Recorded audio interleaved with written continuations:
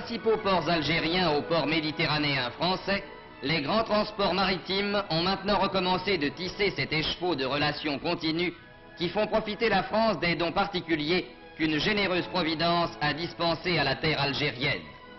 De décembre au milieu d'août, les quais de Marseille, la rade de Sète, éternellement inondée de soleil, les bassins de Port-Vendre voient arriver les puissantes unités de cette véritable escadre commerciale qui apporte en France, et de là souvent plus loin, d'énormes quantités de fruits et de légumes frais.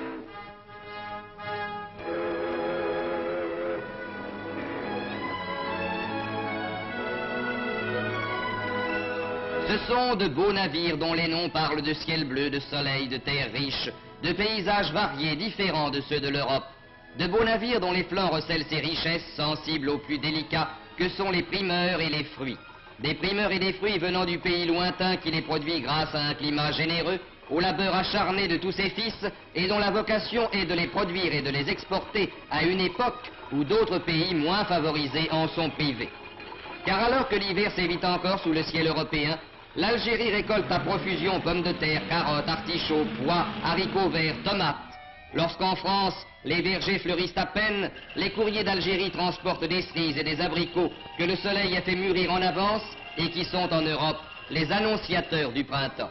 Et quand la neige et le verglas recouvrent les campagnes européennes, les oranges, les mandarines, les clémentines et les citrons, les figues sèches et les dattes au goût de miel mettent sur les tables par leurs brillantes couleurs un rayon de soleil. Citons quelques chiffres. Au cours de l'automne et de l'hiver 47-48, l'Algérie a exporté 900 000 quintaux d'agrumes, 200 000 quintaux de dattes, 370 000 quintaux de figues sèches.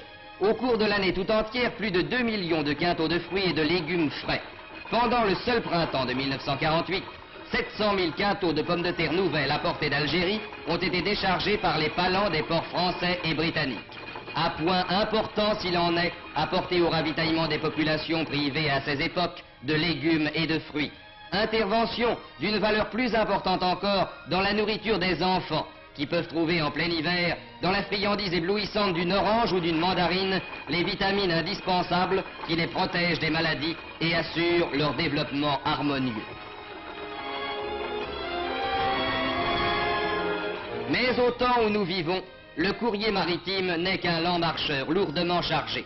L'avion possède d'autres mérites qui passent dans les mots rapidité, vitesse. Et dans l'air, les courriers d'Algérie tracent un autre réseau dont les fils s'étendent aujourd'hui jusqu'aux capitales du Nord. Chaque jour, les aéroports, ces grandes gares aériennes des villes d'Europe, peuvent voir se poser les cargos de l'air qui, sans secousse et sans heurts, apportent en quelques heures les primeurs et les fruits récoltés la veille.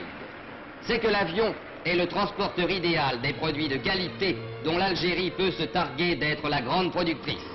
Les conditions de fraîcheur, de stabilité, de transport rapide et parfait sont par l'avion garanties.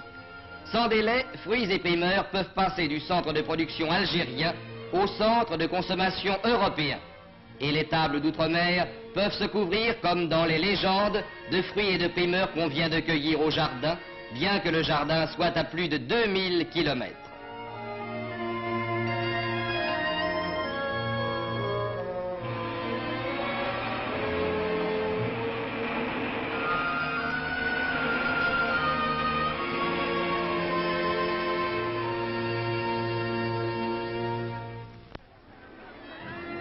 Les Halles, qu'un auteur célèbre a si pittoresquement nommé le ventre de Paris, ont vu nécessairement une part de leur activité s'orienter vers les produits d'Algérie.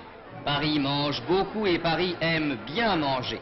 C'est pourquoi on y voit apparaître l'apport, chaque année plus important, des vergers et des cultures algériennes.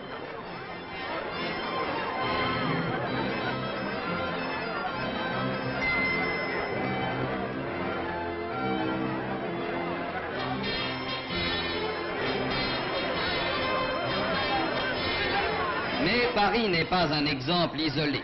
Toutes les grandes villes aujourd'hui veulent participer aux dons de l'Algérie.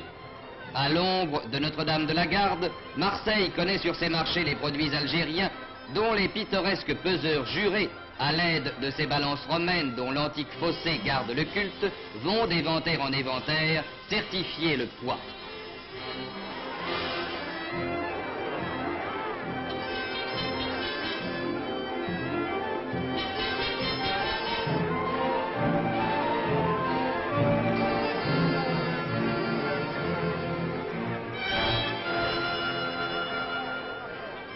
l'ombre de l'église de Fourvière, Lyon aussi, voit se répandre sur ses marchés, aristocratiques ou populaires, les plantureuses richesses de la terre algérienne.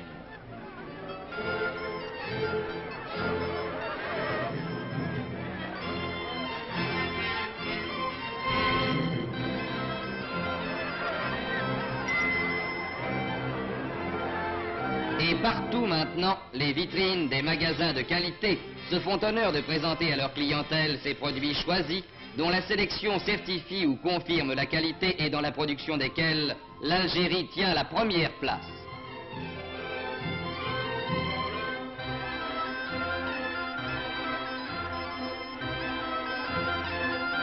À ces détails riches de couleurs qui ajoutent au spectacle de la rue dans les grandes villes, s'en ajoutent d'autres plus familiers et plus sensibles.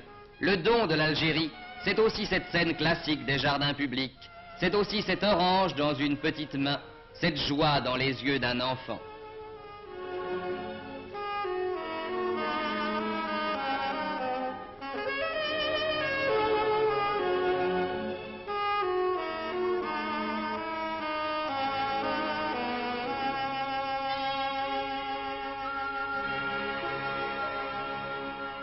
C'est que tout a changé sur cette terre où voici moins de 100 ans des marécages s'étendaient un peu partout, couvrant des milliers d'hectares de terrain, faisant régner en permanence le paludisme et les épidémies génératrices d'une effrayante mortalité, qu'on songe en effet que la mort fauchait régulièrement de 30 à 40% de la population européenne.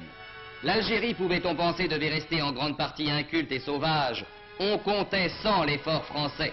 À force de volonté, d'ingéniosité, de courage et de sacrifice, les marais ont pu être asséchés, les rivières endiguées et d'immenses espaces rendus aux cultures et à la production. Aujourd'hui, aux endroits où s'étendaient autrefois ces espaces stériles et malsains, s'étendent les vastes cultures qui font de l'Algérie une terre bénie, bienveillante aux hommes.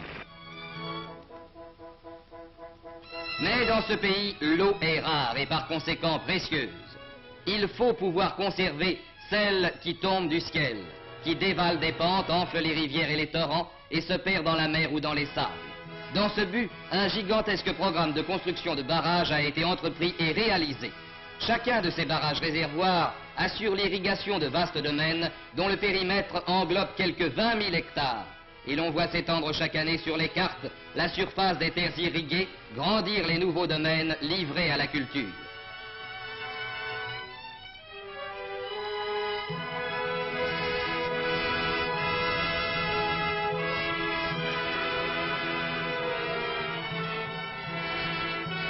Derrière les constructions cyclopéennes de cet ensemble considérable, dont le modernisme et l'importance confèrent à l'Algérie l'une des premières places dans le domaine de l'équipement hydraulique, l'eau des torrents peut s'accumuler pendant la saison des pluies pour être réservée et employée à bon escient au temps de la sécheresse.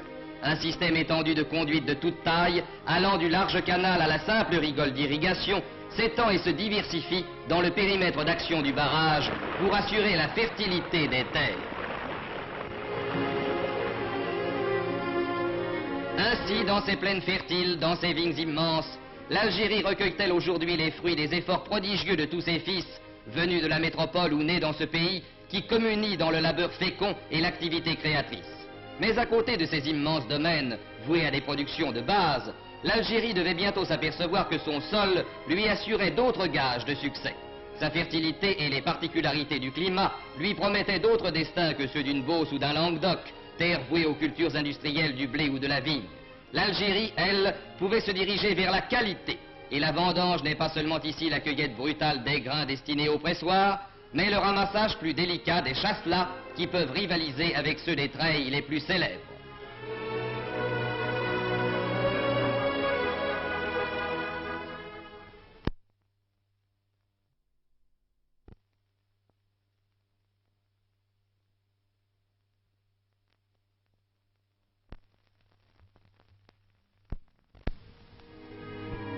L'olivier a fait des progrès, et dans le nombre et dans la qualité.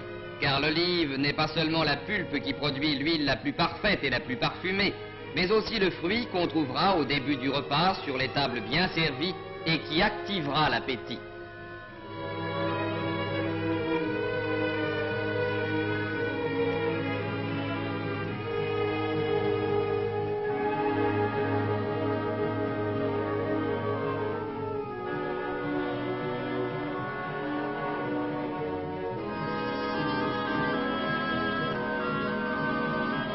les orangeraies médiocres d'autrefois ont fait place à de magnifiques vergers régulièrement plantés et particulièrement soignés. Et l'heure de la cueillette de ces fruits d'or, qui ressemblent à ceux dont parle la légende des Hespérides, est un spectacle bien fait pour évoquer les terres bénies, où l'abondance et la beauté se confondent dans le décor de lumineux jardins.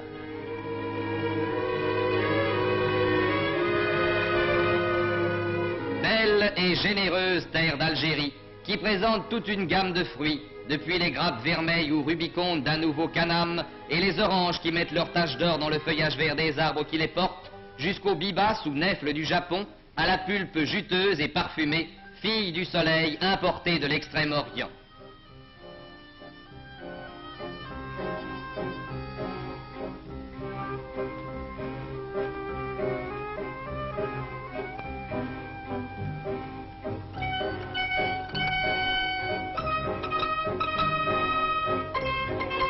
Belle et généreuse terre d'Algérie, qui offre sur les routes du sud ses étonnantes palmeraies, symphonies d'ombre et de lumière, surgies comme par miracle des sables brûlés du désert.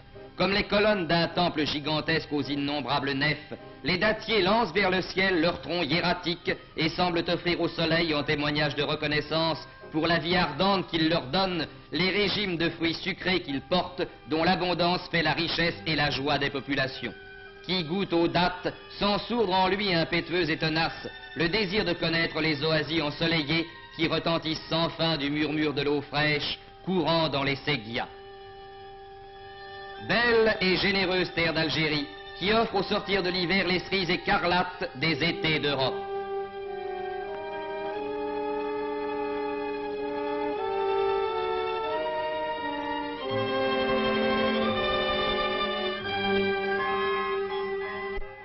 Belle et généreuse terre d'Algérie. Elle a créé dans ces 40 dernières années un jardin magnifique auquel la vieille Europe fait appel pour pouvoir consommer des produits de choix.